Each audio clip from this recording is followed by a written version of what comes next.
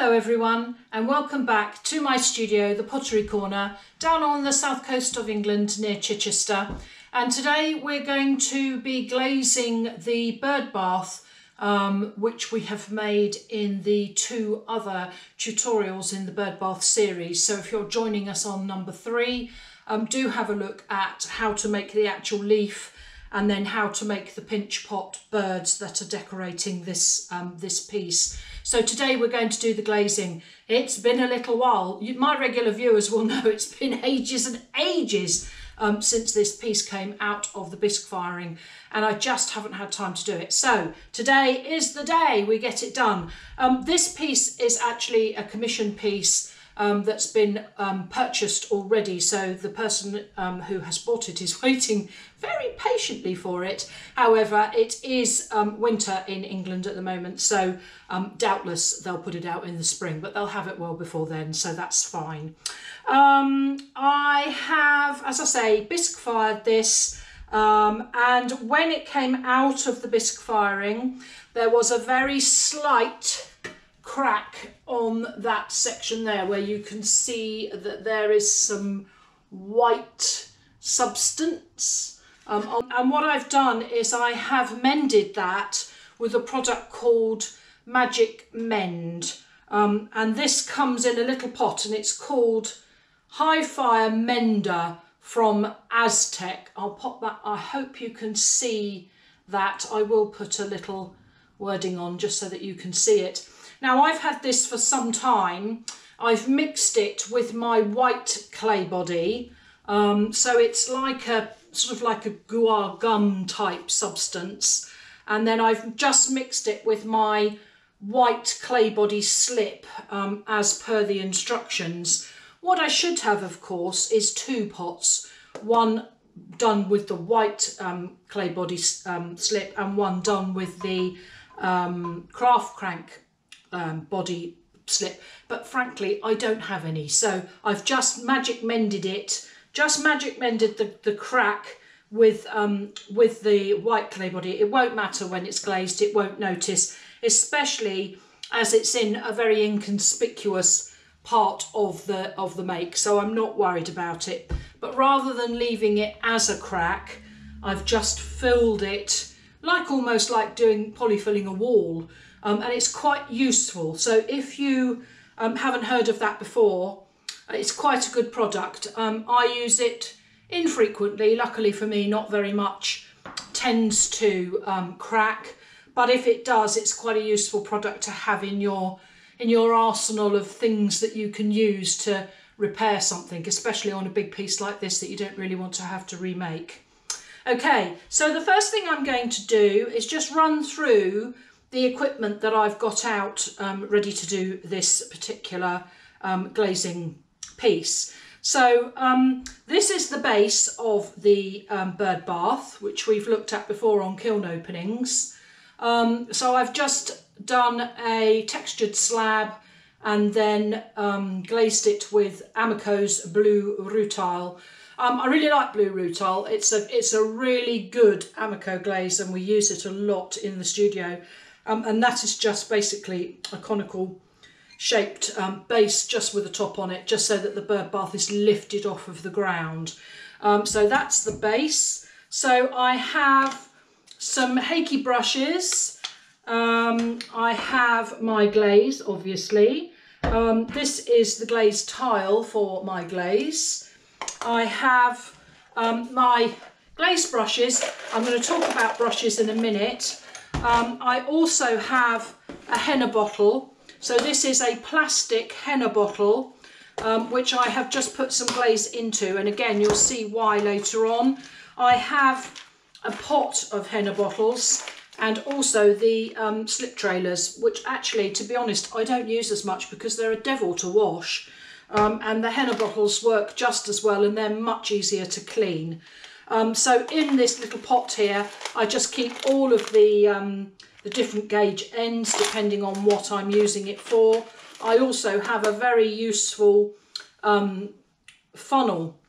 Now this came, you'll recognise it, it came off of a silicone tube when you're siliconing your bathroom. and instead of cutting it off at a slant for the silicone, I just cut a little hole in it to make it into a funnel, and that works really well for getting the glaze into the bottles. All right, okay, so I've put some glaze into the bottle ready to use later. That's that. Pop that out of the way. So I've taken out of the glaze storage the glazes I'm going to be using on the birds and on the snail. This one is Amaco's Ancient Jasper. This one is Amaco's Iron Yellow. And those two layered make this tile. So I've done a test tile previously of Iron Yellow ×2 with 1 coat of Ancient Jasper over the top. And there's a lot of videos on my channel explaining layering and mixing glazes, so I'll put a little note on the end for you to have a look at that. But those two in combination make this glaze, and I'm going to use it layered and also use it without it being layered on the birds. And then I've also got out Amaco's Oatmeal, which is quite a nice sort of vanilla-y, yellowy colour, creamy, vanilla-y, it looks a bit like custard, that type of tone. And then for the snail I shall be using Amaco's Palladium, which is this shiny, very, very shiny mirror finish just on the snail, because I want him to stand out. Right, okay, so first things first, I'm going to use my Hakey brush to give this piece a really good brush, because it has been sitting in the studio just for a little while waiting for me to deal with it. So I'm actually just going to spend a few minutes just giving it a really good brush, so that I don't have any bisque knobbles all in the veins of the leaf. So as you can see, when I'm brushing it, there's quite a lot of little bits and bobs that are going to fall out of here. And I don't want them getting into the glaze. I don't want them sticking back onto the piece. So I'm just going to spend a couple of minutes making sure that this is absolutely clean, ready for me to glaze it. Some people will wash their bisque with a damp cloth to get the dust off. I find that a Hakey brush is sufficient enough, and also it gets in all the nooks and crannies. As you can see, there's lots of veining on this leaf, and I really don't want to just stick it back onto the piece before I glaze it. So I'm just going to finish off doing that, front and back.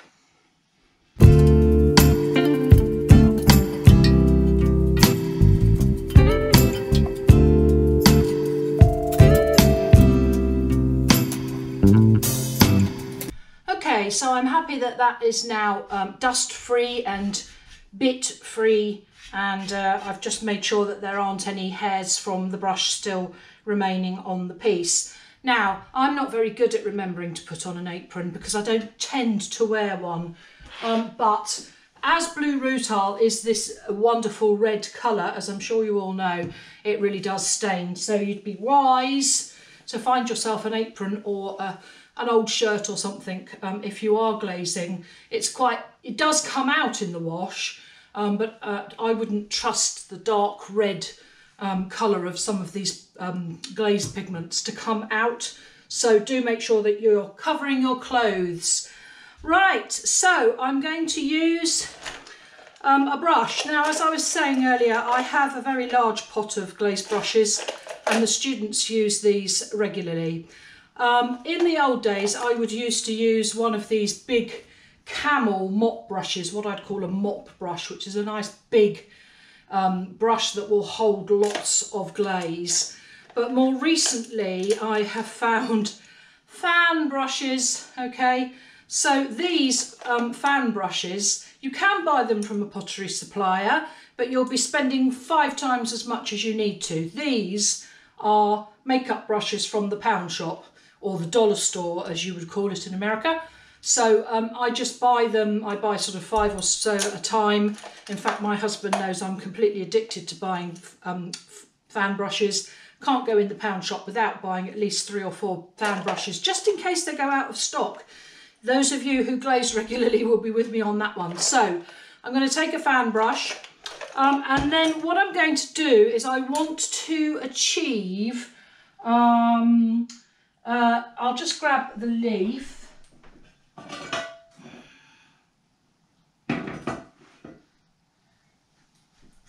Right, okay, so this is an elephant leaf that you'll have seen before if you watch my kiln openings regularly. And what I want to do when I'm doing this is I want to have the colour of the clay, but the detail of the veining on the leaf, which is, as you can see, there's a lot of detail on there, picked out in the glaze. And then I'm going to use the henna bottle to fill the larger veins on the leaf so that the colour will stay. But in the first instance, I just need to get a layer on that I can then wipe back. Okay, so what I'm going to do is just slap on a coat of blue rutile. I've already shaken the pot so that, you know, I've made sure that the glaze is ready to use. And then I'm going to fill my brush up and literally just start painting. So I'll stick this onto fast for you. I'm sure you don't want to stand and watch me glazing this whole piece. But basically what I'm going to do is put one decent coat over the whole of the piece, and then I will show you how I'm going to wipe it back.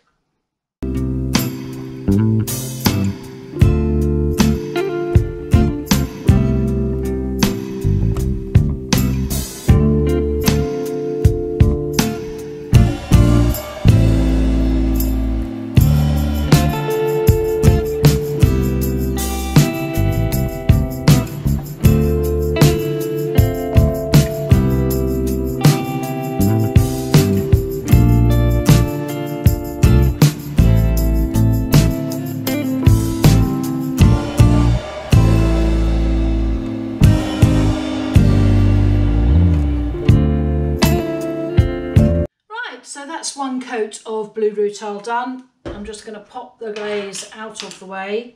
That's going in quite nicely. Obviously it's been bisqued, so this is the first coat of glaze, so it's drying quite quickly. But I am actually just going to let that dry for about 10 minutes, just so that it's really dry and it's had a chance to make sure that all of the thicknesses are dry. So we'll come back to this in a few minutes. In the meantime, I'm going to grab a slug of coffee in my beautiful mug made by Monique in Bonaire. Hello, Monique. Right, so I've had time to almost finish my coffee, and it's nearly at the stage where the glaze is fully dry. I'm just waiting for the last little patches that are slightly thicker to dry. Right, okay, we're there.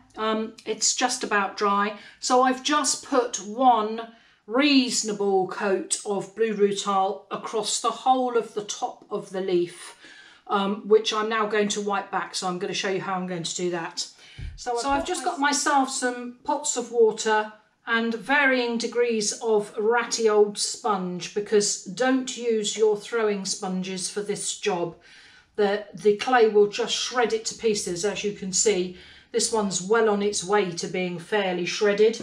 I then change the water, which you'll see is important as we go. And then I have bits of bathroom sponge, which I've chopped into pieces, which I will use when we get sort of further along the process. But what I don't use for this process is my expensive throwing sponges, because they literally will just get torn to pieces. Okay, so we have our sponge, we have our water. I'm going to get as much water out of the sponge as I can. I don't want it sopping wet, but by the same token, I don't want it completely dry. And then I'm just going to start, I'll start over here so that you can see what I'm doing. I'm going to start rubbing the surface, turning the sponge as I work. I tend to do this in one direction as I'm coming across the top of the clay. And then when the sponge gets very dirty, I make sure that I wash the sponge out regularly. And if I just clear that bit that I've just done, obviously the clay is wet because we've just put the water on it. But what I'm trying to get back to, and I'll just show you once I get there.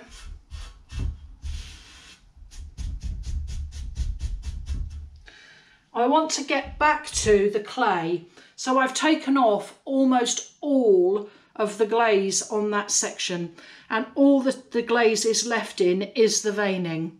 Okay, so this is wet now because I've just wet the bisque, but when it is actually dry, you'll be able to see what I mean. So I'm going to carry on wiping away the glaze from the surface.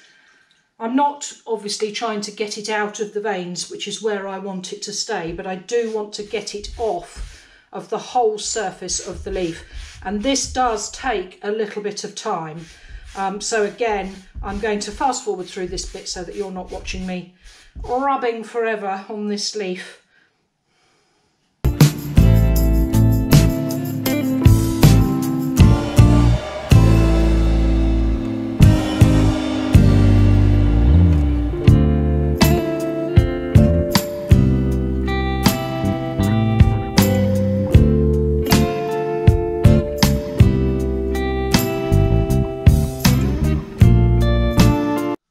So I'm fairly happy that I've removed as much glaze as I want to from the inside of here. You can see that there are lots and lots of sponge bobbles where the sponge has shredded. So I'm just going to brush those out again using my Hakey brush just to get them out. There is enough glaze left on this piece for this bird bath to hold water. So I don't put a clear glaze over the top. A lot of people ask that question when I'm doing things, if I glaze over the top. No, I leave it like that. So that is sufficient for there to be a glaze membrane on this clay to hold water. As per this elephant leaf, if I were to pour water onto here, it would actually hold the water rather than, obviously it's now been glaze fired, so it has been fully vitrified and therefore it can hold water. So I don't need a clear glaze on top of there. Right, so I've got it to the point where I'm quite happy that the overall areas that I want to be clear of a thick glaze have been rubbed back. And as I say, I have taken out most of what I can find in the way of sponge debris, just because I don't really want that to be in there. It won't matter, it will burn off in the kiln, but nonetheless I don't really want it in there in the first instance, so get out as much as I can of that. Right, okay, and then we're going to use the blue rutile again in this henna bottle, and then what I'm going to do is I'm going to fill the larger veins. So say for instance here, where I've got an actual groove to fill with glaze, I'm just going to run along, pressing the glaze out through the henna bottle using the nozzle to fill up the veins, so that the thickness of the glaze will give me the blue colour, which is what I want to achieve on this piece. I want to have brown bits on the veining where it has been rubbed back, and then where the veining is thicker, then I'm hoping that it will turn blue from the thickness of the glaze. So I'm just using the henna bottle just to squeeze out some glaze into these thicker veins. I am being fairly careful, but if I get a bit that goes where it shouldn't, I can always just sponge it off. So I'm just going to spend 5 minutes. I've just done this end section, so I'll show you that. Okay, so you can see that I've just filled up the veining on that end section. And again, it'll take me 5 or 10 minutes just to carry on doing this.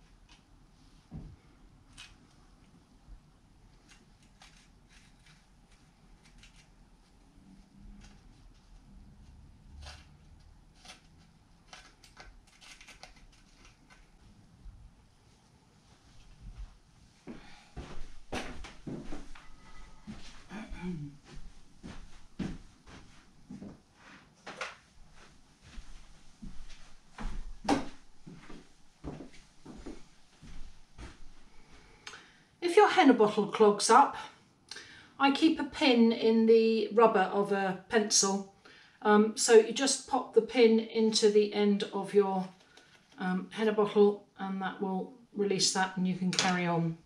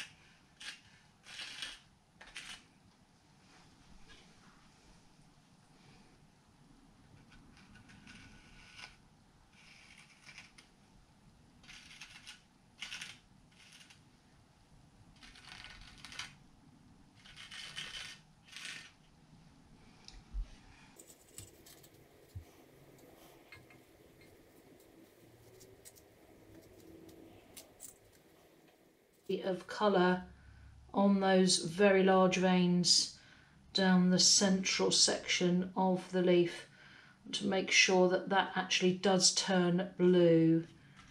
So routinely we would paint this with 3 layers of blue rutile, so I'm slightly guessing my 3-layer thickness,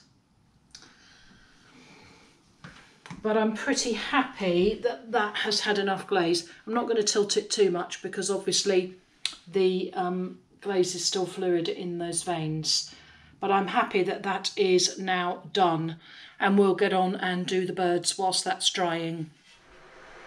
Okay, so we're ready to glaze the birds, and I wanted to make them slightly lighter. The previous bird bath that I made, the birds were quite dark. I'll put a little picture up so that you can see the difference. I wanted to make these just slightly lighter, so I have picked a slightly lighter palette of glazes to use. So as I said earlier, we're going to be using Amaco glazes, Ancient Jasper, Iron Yellow and Oatmeal. So I'm going to start by putting a coat of Iron Yellow, so this one is Iron Yellow, as my background coat. This tile that I had made up is 2 coats of Iron Yellow with 1 coat of Jasper over the top. So obviously that's on a textured tile, and I do have some texture on the birds. So I'm going to start off by putting a really good coat of Iron Yellow over the whole of the birds, all of them. So we'll give them a really good coat. And again, I'm using a fan brush as my brush of choice, and making sure that I get the glaze into all the nooks and crannies on the texture to make sure it's completely coated. Okay, so I'm fairly happy that we've got 1 decent coat of Iron Yellow on the birds thus far. When that's dry in a couple of minutes, then I'm going to add another coat of Iron Yellow. So whilst the Iron Yellow is drying, I'm going to do the Palladium on the snail. Now Palladium is an Amaco glaze which runs. It's very, very, very runny. It moves a lot. So in this instance, I'm actually only going to be using 2 coats of Amaco Palladium. I don't want it to run absolutely everywhere all over the base of this piece. So I'm going to do 2 coats of Palladium, and I'm going to be careful how I apply it because the actual consistency of the glaze is thin as well.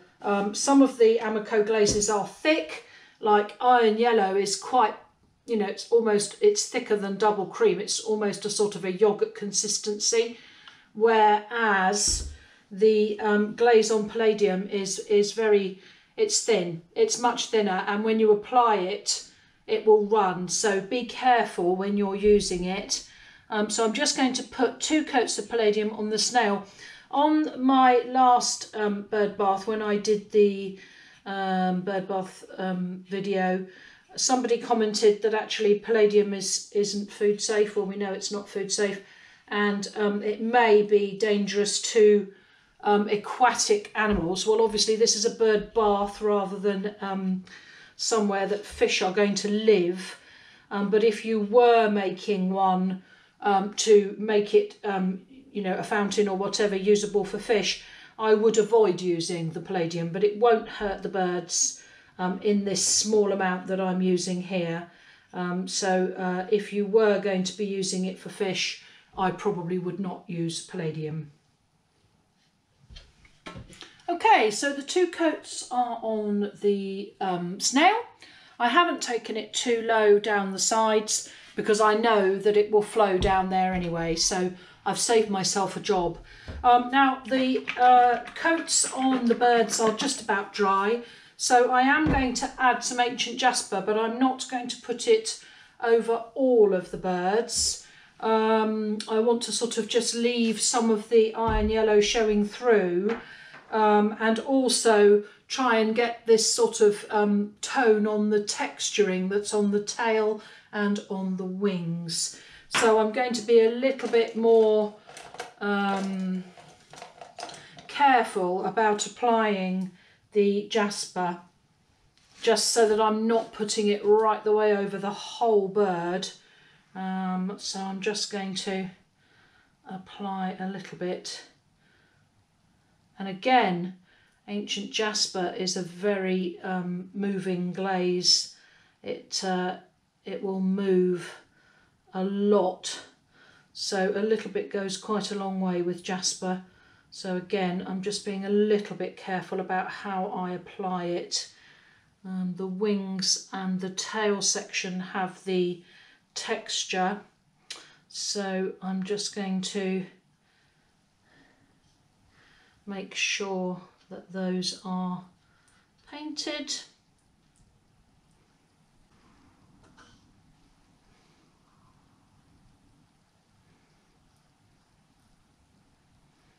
I've just popped some ancient jasper into the slip trailer because I don't want to put a complete coat over the whole of the birds. I just want them to have some detail on them, but not a lot.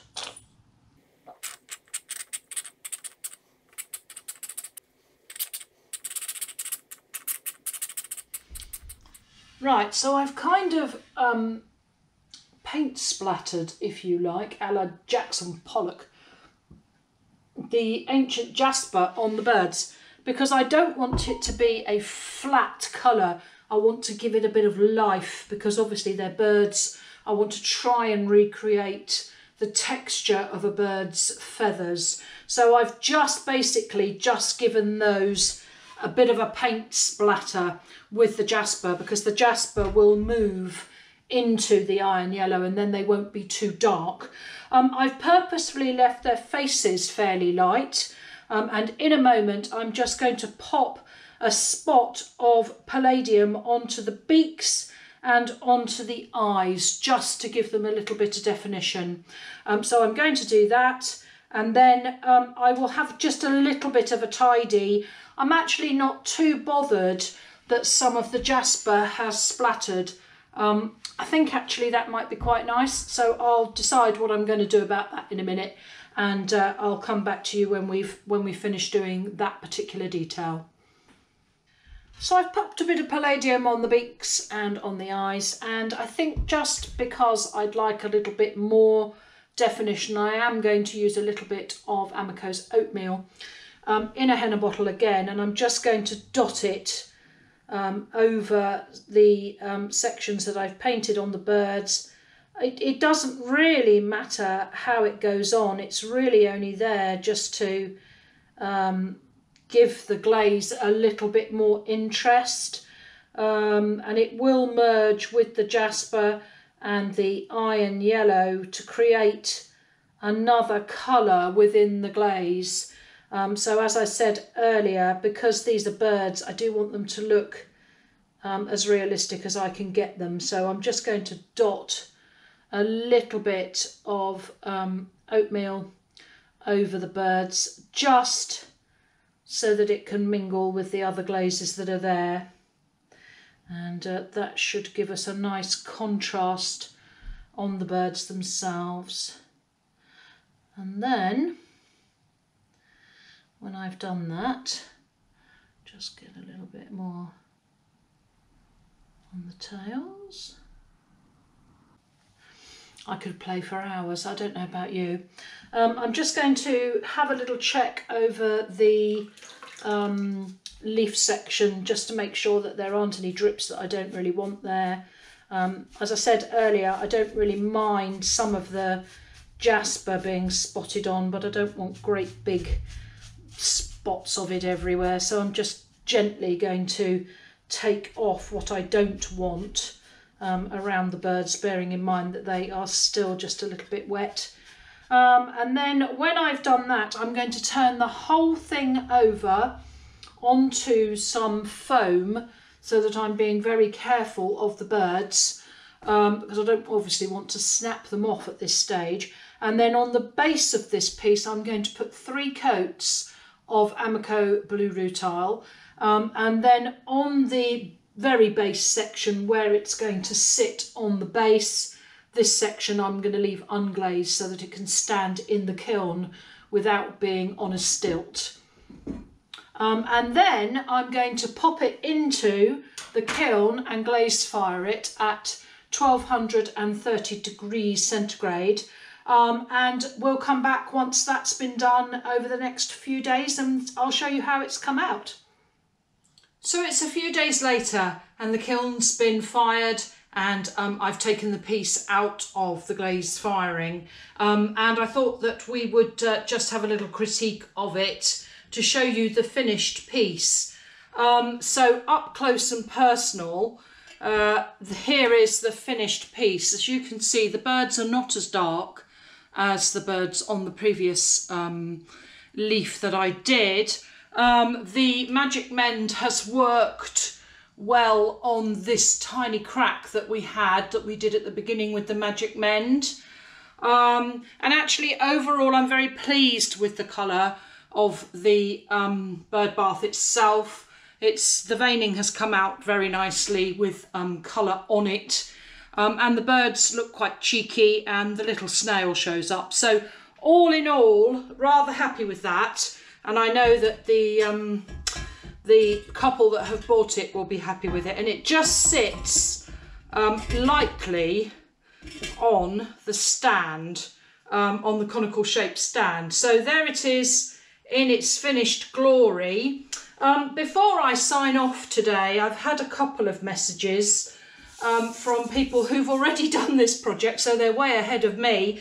The first one is from Dawn French, and she lives in a small town in regional Victoria in Australia, and just said that she likes to watch the YouTube videos, so thank you, Dawn.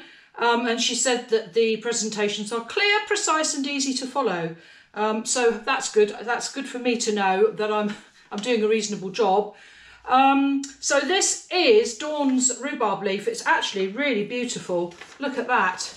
So she's decorated it with just a single bird, but very, very nice. And I think it looks to me like she may have used some copper oxide on there. And she said that she's in a group of potters in a shared community studio, and all the potters thought that it was fantastic. So thank you, Dawn, for sending me that. It's always really nice to get images from you of the work that you've done following watching a series of my tutorials. So thank you for taking the time. This one is from Fiona Tomlin, and again, Fiona is in Australia. Just a quick note from Melbourne, sending Christmas wishes, because obviously we're in the New Year period now. And here is a photo of my rhubarb leaf bird bath, which I thoroughly enjoyed making. So here we are. Here is Fiona's version. And as you can see, it looks very, very similar to mine. So I think she may even have used the same glaze on there. It looks very similar. Might be a bit bluer. But very, very nice. And again, she's decorated that with just one bird. It works really well. So well done, Fiona. Lovely piece. And I'm really glad that you're finding it interesting to follow the tutorial and make your own, or make your version of it. So thank you for watching as ever. I'll see you all on the next tutorial. In the meantime, stay tuned for more kiln openings that are coming out all the time. And I'll just leave you with a little close-up of this bird bath. Thanks for watching.